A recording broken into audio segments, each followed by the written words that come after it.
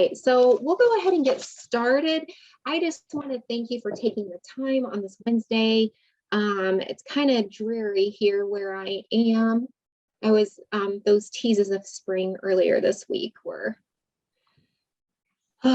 wonderful, but now we're kind of back to dreary and cold. So I do thank you for taking your time today, because I know that everybody is so busy and consumed and school is crazy. But I just appreciate that you're here to talk about inclusive practices, establishing a supportive culture for all learners. And I cannot emphasize that word all enough, because this is really about all learners here. So by the end of today, it's my hope that you will know a little bit of the research that supports inclusive environments, and know that it's not just a fad or something that's coming along, but it actually has a research base to showing that it is working in our schools. You'll also be equipped and know some techniques to promote a culture of a shared responsibility and that equitable access piece. And then I am going to give you some strategies to promote success for all learners. Also, if you need closed captioning today, just go to the bottom of your screen, click on settings, and we have that available for you.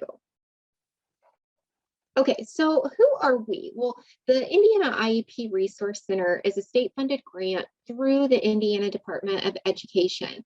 And our purpose is really to increase knowledge, skills, and capacity of Indiana educators, and to improve outcomes for students with disabilities. We really promote inclusive education with a belief in shared responsibility and equitable access to a strong core curriculum with high quality instruction benefiting all students.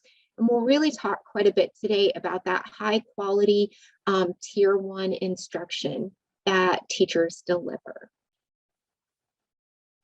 Okay, so who am I? My name's Katie Mosley, and I have 4 kiddos and a husband. So sometimes it's like I just have 5 kids, and they kind of help keep me grounded, and we just have a lot of fun. I love to take pictures of any beach or saltwater body that we can go to. I absolutely crave the sun, and I love all things Harry Potter. So I went to Indiana State, where I got my undergraduate degree in English education. I spent 19 years in a middle school English classroom. I absolutely love middle schoolers.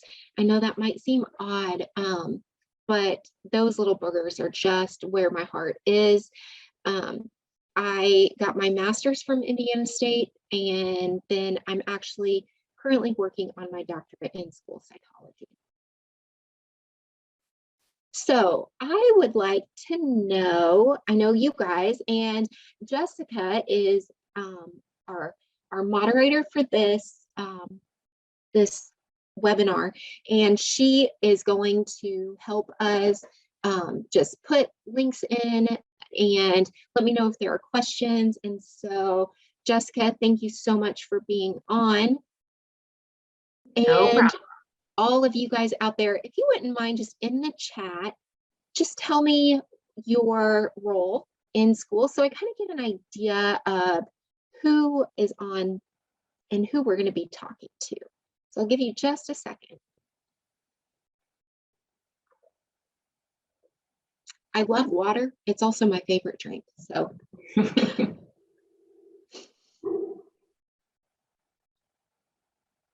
Allison, high school sped teacher, welcome.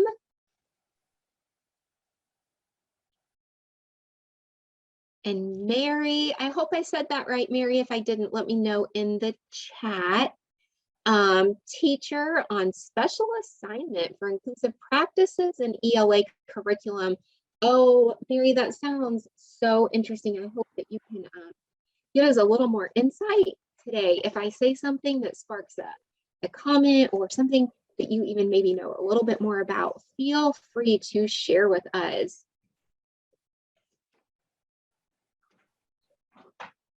All right. And Jessica didn't type in, but she does work for the Resource Center. And her background is... My apologies. Yes, I am a project consultant for Indiana IEPRC. And behavior is her thing. She spent several years as a behavior consultant, taught in special education before that in Chicago public schools. So I give her mad props for that. Lots of different experiences. So the stuff we have, you can either scan this QR code on your phone, or you can type in this Padlet resource. So within this resource, you will actually find this presentation, and you will find different handouts that I will reference throughout, and just some other resources that we thought that you guys might use or want to know about. So anytime you want to take a peek at those resources will be available to you.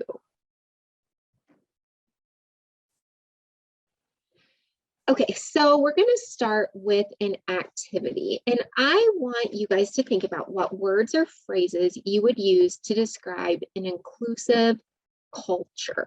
And I really want you to think about that culture piece, because culture means that it's established and that it's not just something that comes and goes with the day, right? That's kind of the climate part. But culture is what is actually happening. So I want you to go to this Minty and type in words and phrases that you would use to describe an inclusive culture. You can either use your phone and scan the QR code, or you can just open a separate browser on your computer and go to minty.com and just type in the code 4351-3557. And I'm going to hop on over to the Minty.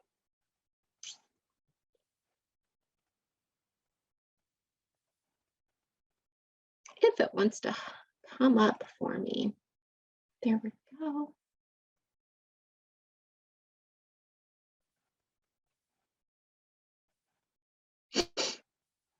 So many clicks. All right, here we go. If you have never used Minty with your students, I encourage you to take a peek at it. It's just a really fun way to get kids engaged. You can do word clouds, you can do multiple choice questions.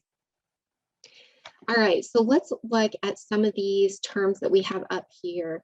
Engaged, yes, all means all. That's right, and we're going to talk a lot today about the word every. And what does every actually mean? Okay, we've got some differentiations, accommodating, yes, community, yes, I love that community word, because it tells us that every single person has a role, because that's what a community is, right? It's a functioning group, a body, and everybody has a role. So it takes everybody to help get it going.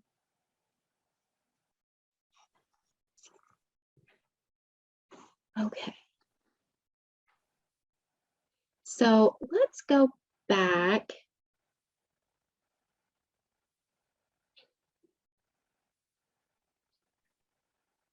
And resume this. Okay.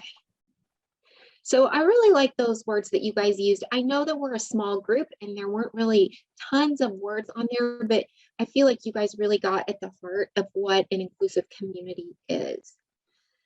So we're going to take a look at this video from Shelly Moore. And Shelly is someone who we really appreciate at the Resource Center. She just really challenges the way you think about inclusive education and your beliefs on it. And as you read, I want you to just think about what she says about inclusion and just kind of the evolution of it, how we have gotten to where we are today.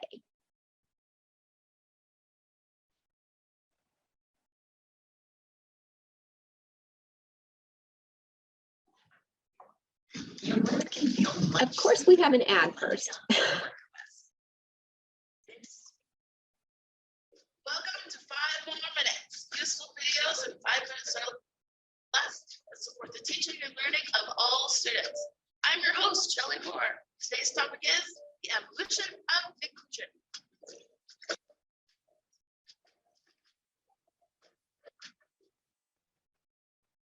Okay, so you remember the dots? I know. I've shown you these before. One colleague of mine suggested to me once, he goes, what if we didn't look at these as different concepts that we compare to each other, but instead as an evolution of time? It was Okay, Jessica says the video is frozen. Is there anyone who could see it? I did pause it.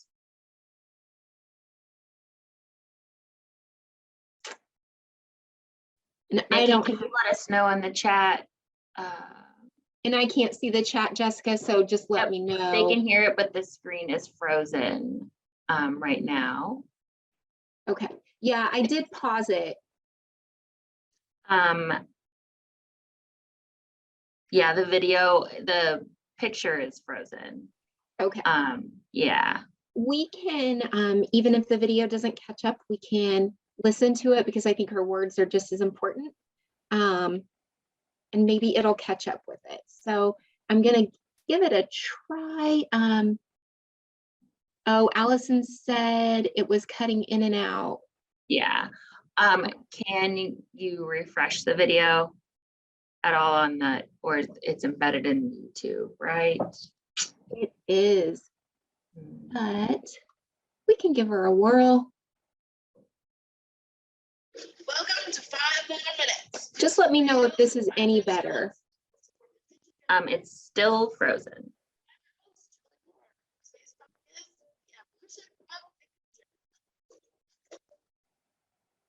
So you can hear it, but you can't see it, right? Frozen? Yes. Yeah. Oh, okay. We use this video often. I don't know why it's acting like this. I'm not sure either. If you guys are okay, I'm gonna go ahead and play it. If we get like 30 seconds in and it's just disastrous, let me know. I just really want you to hear her description of how we got to where we are. So we're gonna try it. Just bear with me if you can.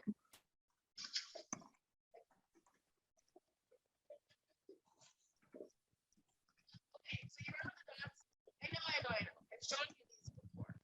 One colleague of mine suggested to me once, he goes, what if we didn't look at these different concepts that we compare to each other, but instead as an evolution of time? It was totally brilliant. And we can look at this timeline through the lens of any marginalized population. But to understand this timeline from the inclusion and disability perspective, we have to go back in time. Many of us know or are connected to someone who experienced institutionalization. It was even recommended to families by doctors. Although British Columbia was the first province in Canada to close down their institutions, there are still individuals living in these conditions across Canada today. The institutionalization movement is an example of exclusion. It separated individuals with disabilities from their families without choice. But the disability rights movement over the past 50 years, with the hard work of some incredible self-advocates and families, and maybe a little bit of push communities to shift so that individuals of all abilities were welcomed and living in the same settings as their family and friends.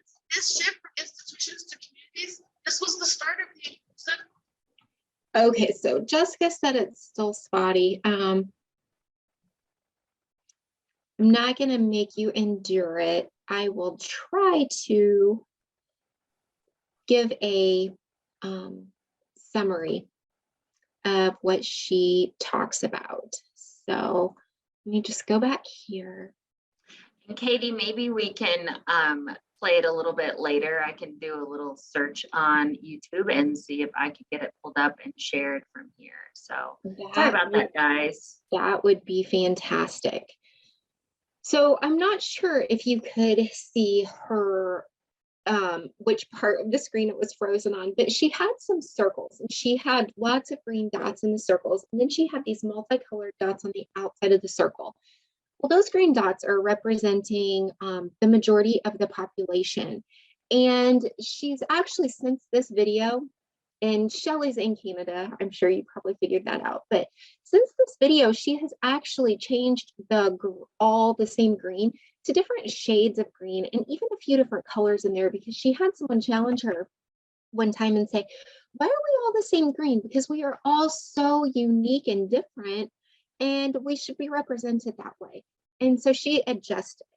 And so really, we started out with institutions, and even though she's in Canada, that's very similar to how we were in the United States. And so we just institutionalized. When we didn't know how to help someone, we sent them away. And then she alludes to Geraldo Rivera and how he started bringing this to public's attention. And then we started to include getting more people included in this video. Okay, so Jessica put in the comments the link to the video. Not sure if I can attempt it. It's going to give me an ad first. I know you can't see it yet. Welcome to 5 more minutes. Let me know if you can hear this.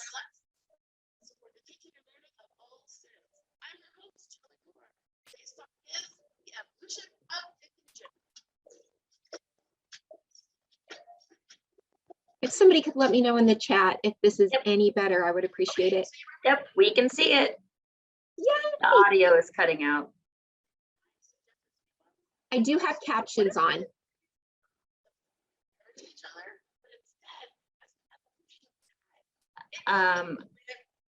The captions are a little small. Okay. How about let's go ahead and move past this one. I did not put the video in the chat, and then maybe we can figure it out later. But sometimes technology is not great, right, guys? It's really not great when we're relying on it. Yeah. Okay. So yes, I want to resume the show. Here we go. Okay. So we're going to talk a little bit about what inclusion is and what inclusion is not. So inclusion it's educational equity and access. So there's a difference between equity and equality, equal and equity. So does anyone want to type in the chat and maybe tell us what you think the difference is between equal and equity? Or if you can unmute.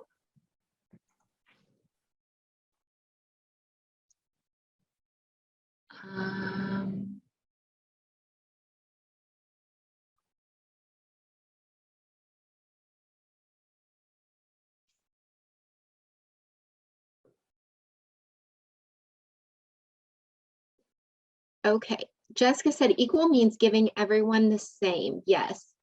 So does that mean that everyone needs the same thing? Of course not, right? Not everyone needs to have a pair of glasses. So what about equity?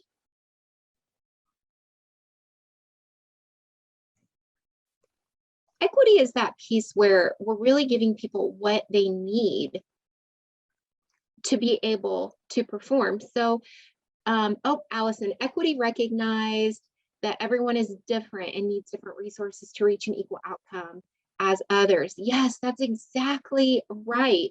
So I'm sure you've probably seen the cartoon of the fence with the kids trying to look over the fence, and everyone gets a box to see over the fence, and that's equal.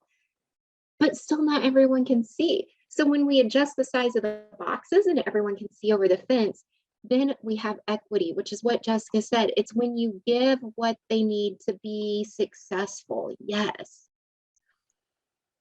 Okay, so educational equity works the same way, right? We're giving students resources they need to be successful. Inclusion is a sense of community and belonging, and we talked about that in the Minty. there is educational benefit. There is great research done on inclusion and the benefits that inclusion brings to the general education classroom. Within that Padlet that I shared with you, you will be able to go in and see that research. So if you have someone on staff who maybe doesn't see the benefit of inclusion, or you're trying to just share with them some of the benefits of it, you might want to go back to that research. It's independence and interdependence. And it's a philosophy that all students can learn. So I really want to challenge you today. What does all mean to you? Because it might have exceptions. And does it? And it's okay to challenge your beliefs and thoughts on this. Breaking down silos. So breaking down those barriers that are keeping children from being successful with their peers, because that is what they need. They need to be with their peers, engaged as much as possible. So what inclusion is not? Oh, Jessica added, it's not just giving them same space as their peers, but including them. Yes, that's exactly right. It's not having, the special education students huddled in one corner of the classroom or the lunchroom or the gym at recess, right? It's about the kids integrating and being involved. It goes back to that sense of community piece. Everyone needs to feel as if they have a role, and they do have a role. So inclusion is not just dump and hope. So it's not just saying, oh, we need more inclusion in our classrooms. We're just going to put all these kids together and hope that it works. We cannot rely on the dump and hope method.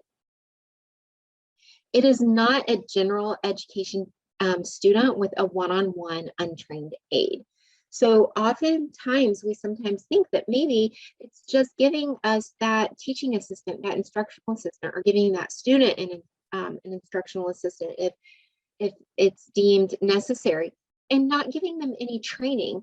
That's not what's best for the student. It's not what's best for the classroom or the school. It's not just mainstreaming those kids. It goes back to the dump and hope. It's not just putting them in and hope that they find success. The line of sight inclusion, you've got your special education students over here, general education students here. And again, I kind of alluded to this, but it's not just for compliance. You get your LRE numbers back and you see that you're off. And so you just start pushing students into a general education classroom, maybe without the support that they need. And it is not about building walls. Building walls is the opposite. That's what we did before we started inclusive practices, right? That's when we sent students and adults even to institutions and sent them out rather than trying to include them. Okay, my computer is being slow on these slide transitions. All right, so some of the benefits of equity-based inclusive education, and these are just some benefits that were pulled from that research that I alluded to. There is positive academic outcome for all students. It's not just the special education students who can benefit from inclusive education. There's an increase in academic achievement, increase in assignment completion, classroom participation, graduation rates, and an increase in persistence in post-secondary education. And so all of these are established benefits. They're positive things that happen when we have inclusion within our schools. So positive behavioral outcomes, and you're thinking, can inclusion really increase positive behavior outcomes? Yes, it can. And the research shows us that. It decreases in office discipline referrals, the number of suspensions, disruptive behaviors, pro-social behavior, and it increases a sense of belonging. So it goes back to that community piece. When students feel like they have a role, they're going to live up to that role. But if we just put them in without any support, they're not going to understand their role. And it's our job to help them understand what their role is. Jessica, do you have anything to add on that? Well, I think that for those of us that are special educators and work through that IEP process, we often go to that harmful effects of the least restrictive environment that we provide, and looking at, when we provide our students with more time out of the classroom, we have to look at how they don't have access to their same age peers and as much exposure to the content that's being presented in the classroom. So when we build inclusive environments that are supportive for all students, we provide them more opportunity to have access to those same age peers. We provide them more opportunity to have exposure from their the content that's being presented. And like Katie mentioned earlier, the pro-social behavior, the behavior that's modeled in the gen ed classroom models the expectation of like how they're supposed to behave, or those social behaviors as their same age peers. So building the inclusive education is so important for our kiddos that have diverse needs to feel like they belong, which, that builds on relationships and behavior and all those things that we talk about to create an equitable and supportive environment. Yes, thank you so much for that insight, Jessica. You're exactly right. And sometimes I forget about that piece because that's just, I always think about the benefit to gen ed kids. And it's, because they do get a benefit from it. And there is that misconception that they don't. Okay, so my light just went out. That was interesting. There we go. Okay, so this diagram is from Indiana's Every Student Succeeds at plan. So this diagram was actually created by the Department of Special Education, and then the state just decided to adopt it because it was such a good visual representation. So this is not necessarily where every school, every district currently is, but this is where we want to be. Inclusion is what is best for our students. And so we really need to think about all of these different pieces for equity and access for our students. Our instruction piece, the collaboration piece, curriculum, and assessment.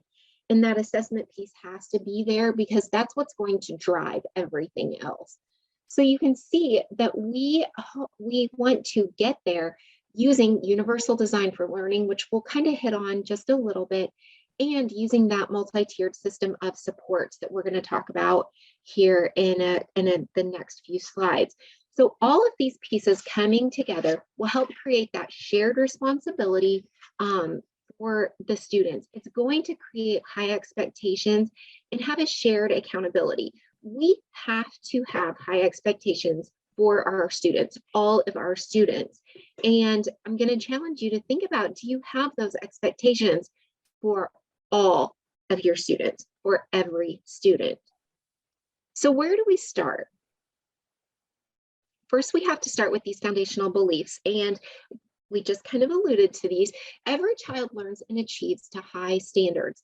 So when you think about if you have a pull-out room or a resource room or a targeted special education class, maybe a math class, are you listing those student objectives? Do they know what they are going to learn that day?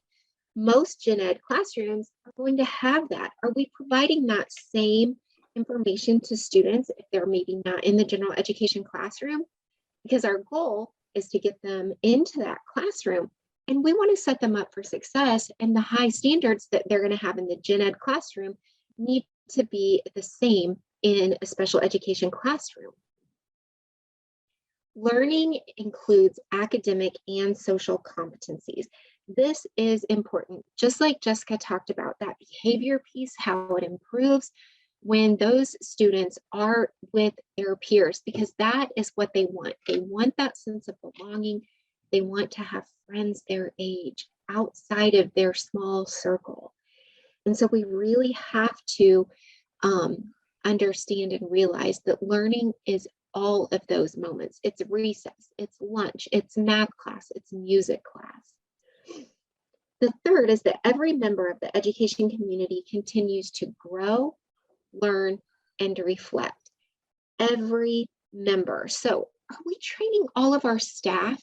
Most of the time we get our teachers trained, but what about instructional assistants? Are we training them? Are we training the cafeteria staff? They get to see students in a whole different setting than what teachers do. Do the lunch ladies, do the lunchmen know their role? Do they understand that they are part of this community, that they can help the students grow? What about bus drivers? Bus drivers are so important. They're the first face that a student sees from the school every morning when they hop on that bus, and they're the last face that they see before they go into the door at home. And so are we really getting every member in our community that knowledge, that training, that time to learn and reflect? Oh, our administrators too. Yes, Jessica, and we'll talk a lot about that too when we get to that MTSS piece. Our administrators, they need to continue to grow themselves and to learn and reflect because they're an active member of this as well. And then the last one is that every member of the educational community is responsible for every child. And again, that goes to administrators, to bus drivers, to teachers, to instructional assistants. What about our OT and PT folks? What about our school psychs, our speech paths? They are part of our educational community within our buildings. And so we need to be including them when we have this discussion if they're not already part of it.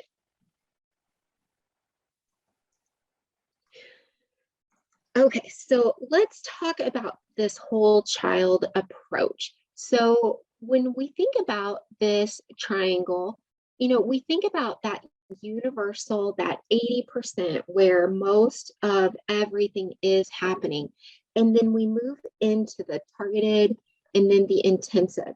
And this whole child approach is extremely important to remember because on any day, any student, this triangle is going to look different. So if we took just one child, they're not going to need intervention or targeted support for just the whole day. It's probably going to be one very specific element of the day. And so we really need to think about that. So Jessica, what's something that you are really good at? Oh, I'm really good at math. Okay, so Jessica's really good at math. So she's going to be down here in this universal area, right? She's not going to need support. She's not necessarily going to need the extra help that other students might need. She probably knows her math facts if math is strong for her. So she's really good in math. Jessica, what's one thing that you think you might not be such a strong at? Well, I'm perfect at everything, but I did struggle with writing when I was a kid. So that's probably. Okay, so for writing, we might move up into this targeted area, right? Because Jessica might need some writing supports. Maybe she doesn't know how to flow from one idea to another. So she needs supports with writing transition words and transition sentences. Maybe she doesn't understand the setup of a paragraph. Maybe she doesn't understand how to compose a sentence. So she's in this more targeted area. And then if it was to the point where she needed more help, then she could move up into this inclusive, this very top part. The point is, Jessica does not need intensive assistance for every single part of her day. She just needs it for writing. And it's a very specific part in writing, but you can't just say English. Well, what part of English are you needing that extra help with? Because Jessica might say she has trouble with ideas, getting ideas on paper. But if I just asked her, okay, so tell me some of your ideas, and she can verbally tell me, now we've got a starting point. And now we can really start to target, okay, you've got the ideas, how do we move them from your head onto your paper? Okay, so Jessica, I know you're good at everything, but I do thank you for finding the writing. No problem. All right, so Leanne Young, she does a lot of work for us. She actually did a webinar for us last night, actually. And I think we have one more coming up with her. Is that right, Jessica? Do you know? Yes, I think so too. But you can still register for it, and I'll show you how you can register for it at the end of our webinar if you're curious. But she does a lot of work on inclusive settings and getting that inclusion piece into classrooms. So she's working with special education students and general education students. And she really talks about this false dichotomy that is in our classroom. So the boy on the left, we're going to say these kiddos are in 4th grade. And the boy on the left has struggled since kindergarten. He has a reading disability. He's had an IEP since very early. So let's say 1st grade. So we are meeting yearly to talk about him. We are meeting to establish his goals each year. We are meeting to talk about progress monitoring. We are tracking data on this kiddo, right? Because we want to see, is he improving? What do we need to change? What additional supports could we put in place for him? So we're constantly having those conversations because we have this legal document, right? We have this IEP that says, okay, we must provide these services to this kiddo. But then we have the student on the right. He's also a 4th grader. He's also struggled since kindergarten, but he just didn't qualify. So he doesn't have that legal document that tells us as the teacher what he needs or what his support should be, but he has the same needs. And so it's really trying to work out, we've got this legal obligation to one, but we have a moral obligation to the other student. Because remember, inclusive education is all students. And so needs are going to vary. Let's see. So we always refer back to this. Students with disabilities don't have special needs. Students with disabilities have special rights.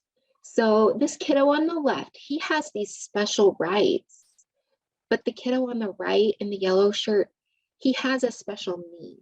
And so we have an obligation to teach both of these kiddos. Okay, so that's a lot. Do we have any questions yet? I should stop that. I don't have anything in the chat at the moment. All right, so how do we meet the needs of all learners? And I will be honest, I was so concerned about getting 90 minutes in, 90 minutes worth of content, and now I am getting like, am I going to get this done in 90 minutes? So I will try to speed up a little bit, but if I start to cover something and I don't do it justice, I just need you guys to stop me, raise your hand, send something in the chat, and Jessica will let me know. So we meet the needs of all learners through this MTSS model. And oftentimes we just think of the MTSS model just in terms of our instruction and planning, and we forget that it's really this model, this whole system that's the whole community. So the first piece is this leadership piece. I'm sorry, I need just a... So this leadership piece is so fundamental because it has to guide the process. It's general educators, it's special educators, it's the administrators, having administrators who can make decisions about change in the school have to be part of this. It's great to have a leadership team of just teachers, but teachers can't change procedures and policies within a school, within a district. That has to be the school leadership, the school administration team. And so administrative roles must be included when we are talking about this MTSS.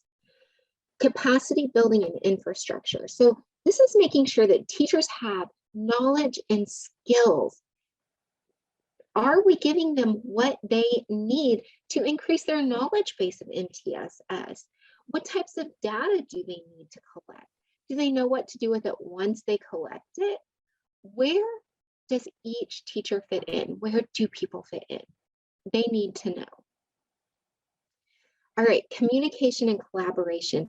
Everyone needs to be communicated to. Everyone needs to have a clear understanding and purpose.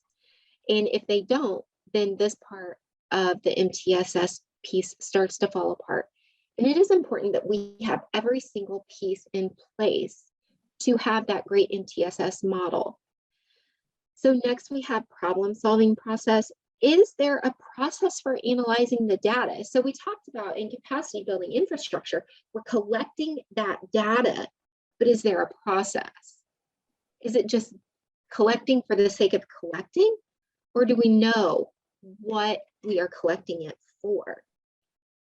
Okay, and it needs to be the same across the district. So as you go back into your schools and you go back into your just the different districts that you're in, you really need to think about having the same things because it needs to be similar. Students are going to need to know what to expect from one building to the next. So will teachers, so will bus drivers. So then we get, that was the problem solving. Okay, so then we have the multiple tiers of instruction and intervention. And this is what we typically think of when we think of MTSS. Are 80% of our students getting that high quality, or are they having success rather in tier 1? And that's because of that high quality tier 1 instruction. Do we have that? It's important to reflect on that. And if we don't, maybe we need to go back to that training piece. And maybe we need to work on that capacity building infrastructure. Maybe we need to give people more training, more understanding of what they need to be doing. And then lastly is the data evaluation. So what do these numbers mean? I've collected this data. I have a system for collecting the data, but what does it mean? What does it tell me? And do we know what an NWEA score is? Do we know what an Ames Web score means? Do we know what a Dibble score means? It's great to have these numbers. It's great to have these beautiful graphs showing all of these numbers. But what the heck does it mean? And how can we apply it to benefit the students? And that's what we have to keep in mind. This MTSS model is for the success of our students. Okay, so where do services and supports fit into the MTSS framework? This one is easy because they fit in every single tier. It doesn't matter if it's a special education tier, an ELL tier, a gifted and talented tier. It fits in everywhere. So maybe you have co-teaching in tier 1, but when you move to tier 2, you get more intensive supports in there. It's any service. It doesn't just have to be special ed. I cannot say that enough. Okay. Jessica, anything about that MTSS piece and everybody, every single situation fitting into that? Yeah, I think that MTSS kind of looks at the whole child, and where, building off of what you were saying earlier about our students that may, excel in math, but struggle in reading or writing, but targeted support in the specific areas that the kids need. So one, remembering that students with special education services are general education students first, so they get all that same targeted support as general education students, but that doesn't mean that a general education student doesn't also need that level of support. And that's kind of going off of what Leanne Jung was talking about last night, about how inclusion and how we support all of our learners. And then one more thing, going back to that problem solving process, understanding and having a team around that with a collective knowledge and who's on that team and what all that data means, and is very important, and continuing to work through that MTSS process to maintain and see how you can build and support it is integral to understanding all of your students' needs, and then making sure that your tier 1 instruction is quality. If you can't, as Leanne Jung, I think she said it last night, you can't intervene your way out of poor tier 1 instruction. So your roles as special educators doing the inclusion process is to continue to support that tier 1 instruction, but also figuring out ways to meet the needs of your learners in the classroom as well. So just a little bit extra on that. Thank you, Katie. Yes, and I love how you reflected back to that whole child approach. I need to put that in my notes to remember to do that, because you're exactly right. That's what it is. It's reflecting back to that whole child approach. So another person who we really enjoyed the Resource Center is Christina Dubé. And she says, good teachers have always recognized and responded to inherent diversity in their classrooms. At minimum, they understand that they have content and skills to teach. Students who need to learn those things and differences among students that make one-size-fits-all approaches ineffective. This, in essence, is differentiation. And so that is a wonderful quote, because it really gets us to think, how can we better meet the needs of each individual student? Okay, so here's a little chart about what differentiation is and what it is not.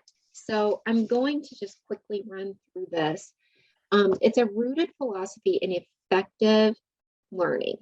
Okay, that's what it is. And differentiation really is a philosophy. It's a framework. It regularly examines evidence of student learning and making thoughtful instructional decisions accordingly. So we have our students in front of us, they're responding one way.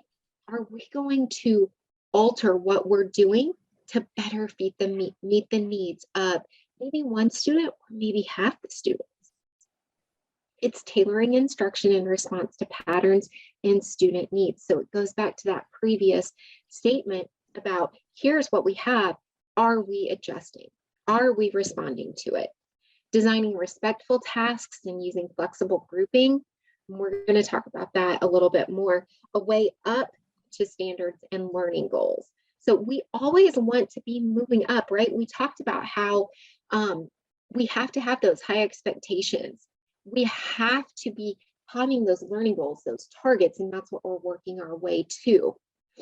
And then it's critical to improving instruction for all students. Because just, your classroom full of gen ed kids, and I know most of the people on here are from special education backgrounds, but even within a general education, even within a special education classroom, every student has a different level of need. And I'm sure I'm preaching to the choir on that one. You guys probably know that better than anybody. So what is differentiation not? Well, it is not a bag of tricks.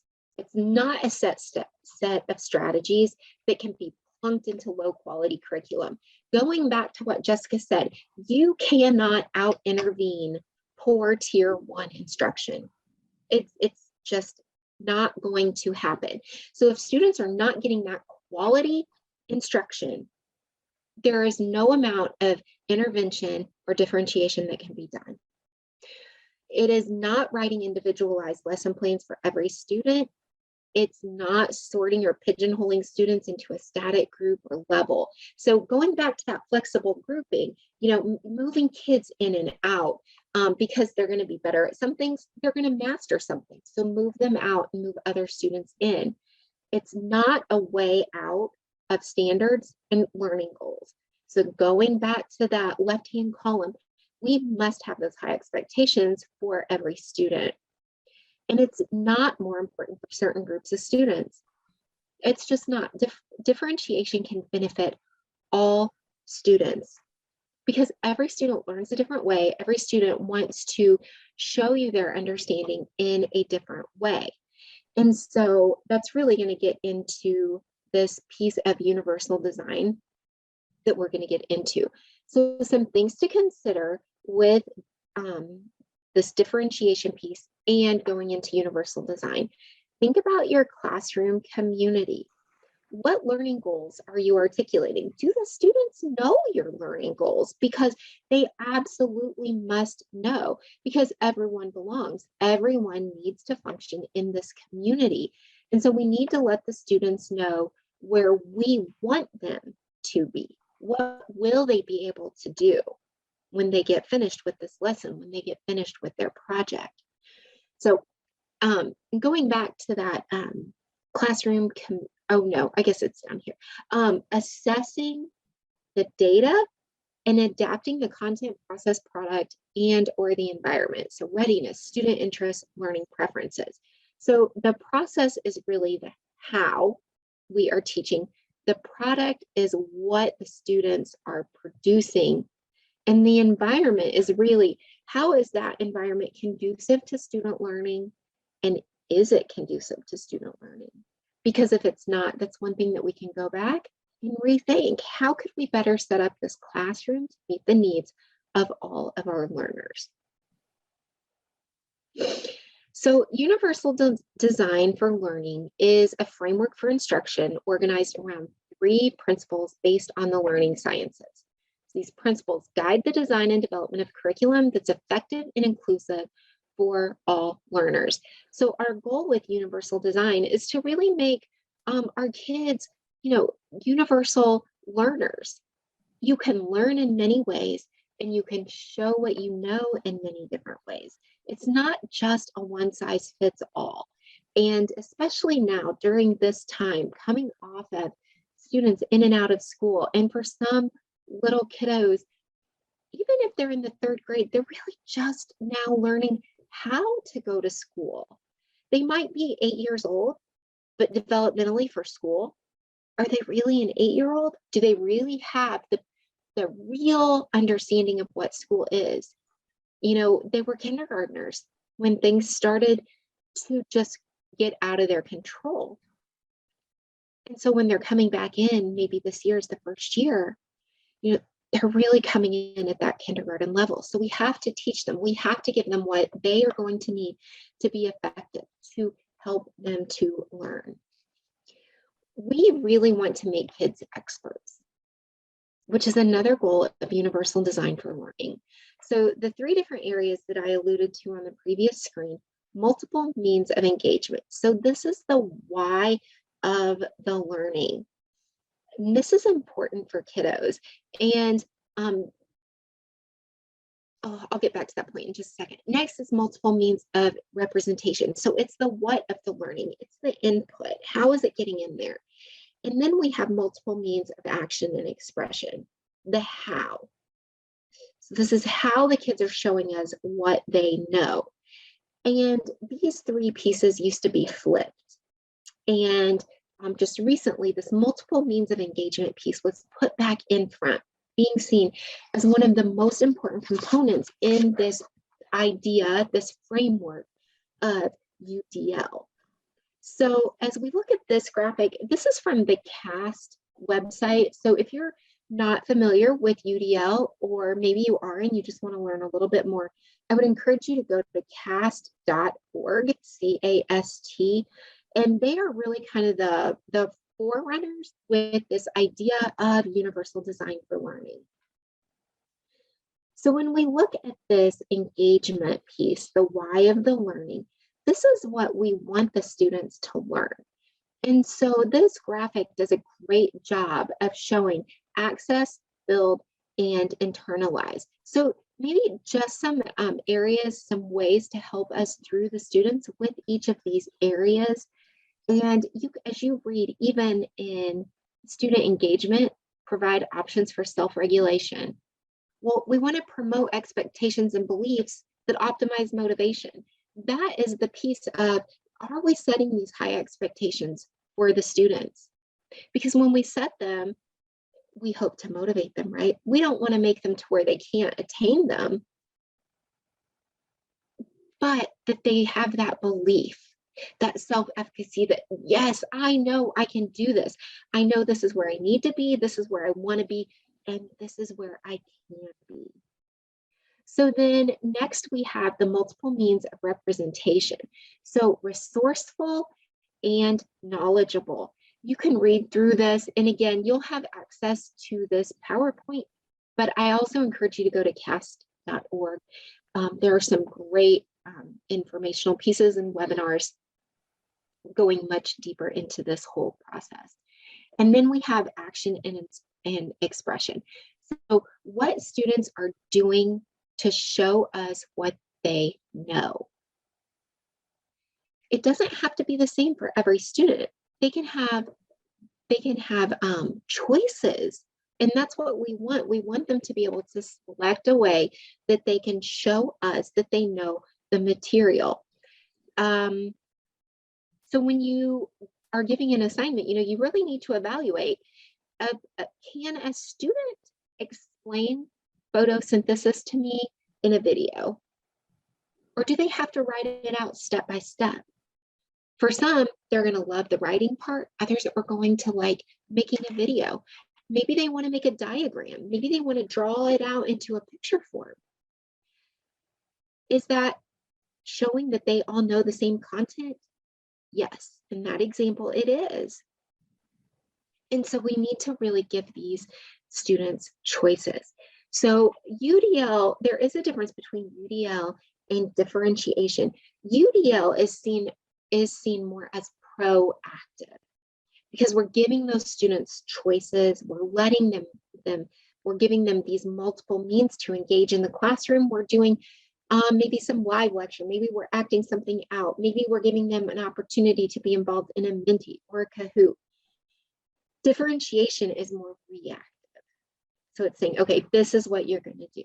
And it's more that we're thinking maybe a little after. So UDL, proactive, differentiation, more reactive.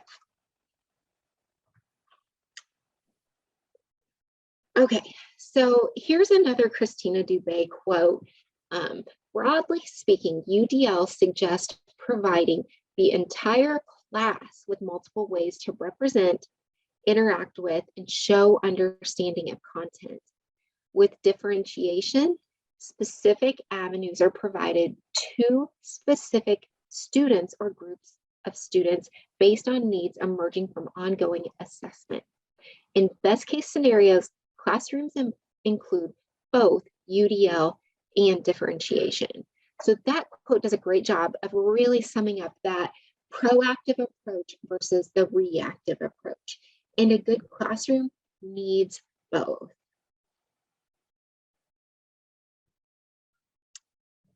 Okay, so we're going to attempt another short video, and if it doesn't work, we'll just kind of move on from it. But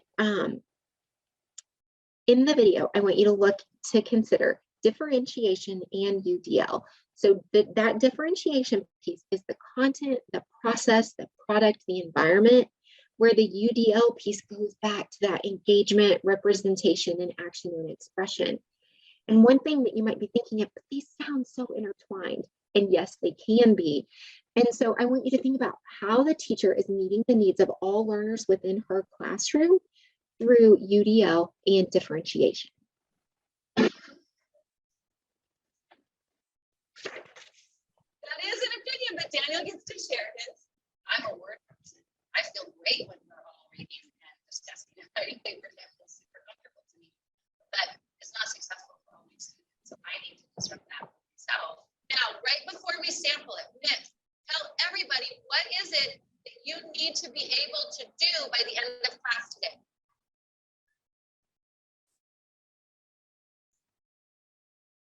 Okay, here is a job that I need. I need every person in this room to get a plastic cup at the end of any single day.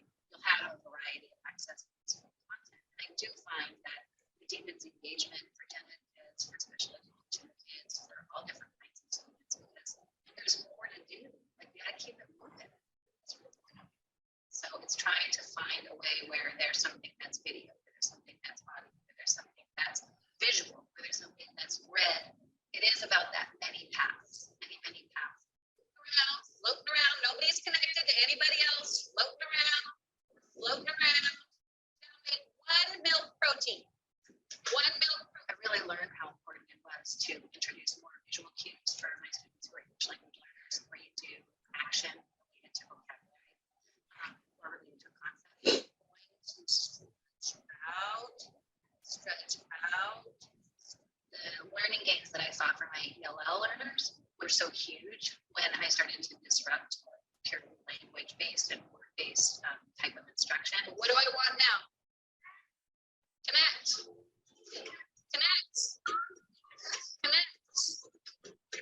It matters less to me how you arrive somewhere. What matters to me is that the student develops the conceptual understanding. Get tiny, get tight, get small, you're a tiny, tight little milk protein. I just saw my students really able to shine. It's beautiful. Watch. Okay.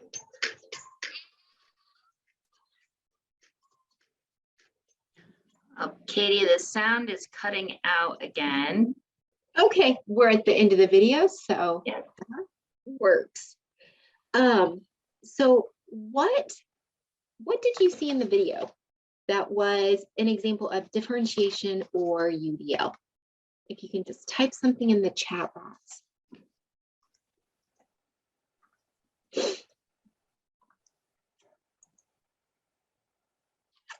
Kids were moving around, yes. And when they were talking about being a milk protein, moving around, moving their hands, and then when they got a whole group, that was probably more memorable to many of them than just sitting and writing, reading. They were given multiple ways to show that they knew the material when they were writing. Sometimes some of the students were drawing pictures. Some were writing out using words, visual and auditory. Yes, absolutely. And the teacher did a great job with this. Let's see. Oh, engagement tools consistent with UDL. Yes. Multiple means of representation. Yes. The Fryer model, acting out stages. Yes, Mary. Thank you. Those are wonderful examples. Okay. So this last part that we're going to talk about today is co-teaching. And if in the chat, if any of you guys do co-teaching, would you just say something in the chat like, yes, I co-teach, or I want to co-teach, just maybe where you're at with it. But co-teaching is two or more professionals, so two or more licensed teachers who get the time to co-plan, co-teach, and co-assess. All three must be happening for it to be considered co-teaching. So it's not, co-planning is not just 2 minutes in the hallway before class saying, this is what we're doing. No, each professional needs to have a say. Each professional needs to help be planning what is going to instructionally be happening that day. Each one needs to help teach and then assess it. So co-teaching is sharing the expertise of professionals to create a teaching and learning environment that's conducive to positive student outcomes. That is so important, and teacher success. It's also a service delivery option where professionally licensed educators, so that piece is important, share instructional and related responsibilities, primarily in a single shared classroom where all learners are full members of the class. And notice again, all learners, every student. So I really challenge you to think about, again, that word all. Okay, so co-teaching shouldn't be seen as a special education thing, but rather as a best practice thing, a best practice in education thing. And that really is what co-teaching is. It doesn't look like anyone in the chat yet is currently co-teaching. So we're just going to quickly run through. Oh, no, before we do this, okay, the essential question. How is what co-teachers are doing together substantively different and better for students than what one teacher would do alone? substantively different and better for students. We really need to think about that part. Okay, so what does each teacher bring? Well, the general education teacher is going to bring that curriculum expertise, right? Because they're going to have that degree in math or English. But the special education teacher is going to bring that SDI piece, that specially designed instruction and related expertise. That special education teacher is going to have more expertise in dealing with students who might have behavior or cognitive or achievement disorders than that general education teacher. The general education teacher brings group management. Special education teacher brings the focus on individual students. So managing the whole class, meaning individually, managing small groups, you can work together to effectively manage all of those students. The general education teacher is going to bring about that pacing piece of the curriculum, while the special education teacher is going to bring that mastery mindset for all students. And we all have to work together. So we cannot emphasize that enough. It's co-planning, co-teaching, co-assessing. Okay, so these are some of the approaches to co-teaching. And the first one is the one teach, one assist. So this is where you have one teacher who's mainly doing the instruction, the other teachers going around and assisting other students. So this might normally happen if the general education teacher is more of a master in a specific area of curriculum, and maybe the special education teacher is going to take more of a step back role. And they're walking around answering questions. One downfall to this particular model is that if the teacher who is doing the assisting is spending more than 3 to 5 seconds per student as they're walking around, then the students could potentially fall behind. Because if the other teacher is spending 2 to 3 minutes with one student, then that one student is missing out what is being instructed. So we have one teach, one observe. And so this can be where it's going back to that one person is doing most of the instruction. The other person is doing maybe some data collection, maybe some progress monitoring. If you choose this model to do on a particular day, it is extremely important to understand, one, what progress monitoring data am I collecting? And two, what are we going to do with the data once we have it? How are we going to use it to drive better instruction or better student outcomes?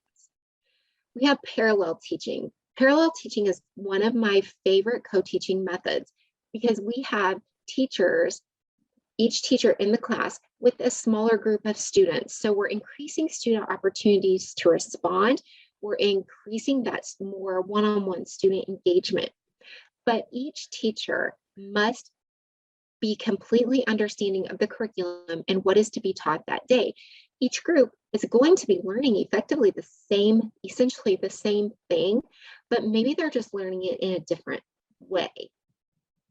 So parallel teaching is not the gen ed kids on one side and the special education students on another side. It's the students together working with each of the teachers, and the teachers really delivering just a little more targeted instruction to that smaller group. And it should be happening within the same classroom. I cannot emphasize that enough. You can have two groups working in the same classroom, doing different activities. One teacher might be lecturing and asking questions. Another might be reading with the students and asking comprehension questions or helping them with the text. So then we have alternative teaching, station teaching, and I want to talk about those kind of together. So station teaching is one that we do really well in the elementary, where we have different stations set up and the students just move from station to station. Station teaching takes a lot of planning and practice to get it right, because you have to be careful with your teacher-led stations and be sure that the other stations aren't going to have to be asking you questions, because you could have two teacher led stations and then maybe have two individual self-directed stations. Are those stations actually self-directed? And then the other thing you have to be careful for is that it doesn't matter in what order the students go to the stations. So you can't have them go to one teacher-led station before they can do the other stations, or it won't make it effective. Teaming is kind of that ultimate hope. It's the two teachers working together. They're each instructing, they're each walking around. And then this last example, the one teach, one make multisensory. So this might be something where you have one teacher who's doing all the verbal and doing that verbal instruction. And then the other teacher is trying to use a different sense. Maybe the teacher is reading a story and the other teacher is acting it out. Or maybe going back to the photosynthesis model, the teacher is explaining photosynthesis while the other teacher is drawing out a model of photosynthesis. So it's really using that multisensory approach to help the students. Okay, so what's required for students with disabilities? Well, it's that SDI piece. It's adapting the content, the methodology, or delivery of instruction to address the unique needs of the child that results from the child's disability, and to ensure access to the child to the general curriculum, because that child must have access to it. We know this. We just need to be sure that we're giving them the tools they need to be successful. So how do I know it's SDI? Well, is it aligned with present levels of performance? Is it specifically designed to address the student's goal within the IEP? If it is, then yes, you have SDI. And SDI does not have to be delivered by the special education teacher. Article 7 does not say it has to be completely exclusively done by the special education teacher. SDI can be delivered by the general education teacher. Learning occurs regardless of disability. The data is used to determine instruction and effectiveness. So again, we're going back to that data piece. Is the information you're collecting driving your instruction? Is it driving your assessment? Is your assessment driving your instruction? It's all working together. Is it research or evidence-based? That is important. It's systematic instruction. It's planned, delivered over time, documented, right? In special education world, we know that if we don't document it, it didn't happen. And then we have to evaluate it. The teacher leads the delivery. Again, it can be a special education teacher, it can be a general education teacher, but the teacher has to be giving the instruction. The instruction is needed by the student with a disability. We don't want to instruct them on something that isn't part of their goal or something that they've already mastered. And it's going to address learning or other deficits that prevent the student from reaching the grade level standard without the supports. And then it's going to be about skill transfer and maintenance. So can they learn the skill? Can they maintain it? And then really, can they generalize it? Oh, Mary, it's okay. No worries. Thank you so much. There is going to be a survey at the end. If you could fill that out, I would really appreciate that, just to help me know how I can improve this. So accommodations and modifications, we know this pretty well. I'm not going to spend much time on it, especially since most on here are special education teachers. So where are you in your inclusive journey, and where do you go next? So I hope that this morning, you've been challenged a little bit with your thoughts and where you are in that journey. Where is your school in that journey? Where is your district in the journey? Because everyone might be in a different place. Schools within the same districts, as I'm sure we all know, are all in different places. And then I just want to challenge you. Can you do better? Can we do better? Okay, so I want to just go through. Oh, nope, I forgot. I had a couple quotes. Once the process of creating an inclusive culture is put into motion by someone, be it a second grade teacher, a custodian, a parent, or even a superintendent, we know that the inclusive mindset and practices can then grow exponentially. So again, inclusion isn't a place. It's really a mindset. It's not an inclusion teacher. It's not an inclusion room. If we can now extend inclusive education to include every diverse learner, then we can also start to view inclusion as something we simply do, as not something we simply do. Instead, it becomes something that just is. And that quote from Shelley Moore from a book I'm going to show you really captures inclusion in the culture and essence of what we want our inclusive classrooms and schools to look like. So this book, One Without the Other, Stories of Unity Through Diversity and Inclusion, it's one that we gave away a focus on inclusion this year, just a couple of weeks ago, and all of our participants got a copy. I encourage you to check that out. Your students, my students, our students, Rethinking Equitable and Inclusive Classrooms. That's the Leanne Young book that we referenced earlier. Our favorites for differentiation.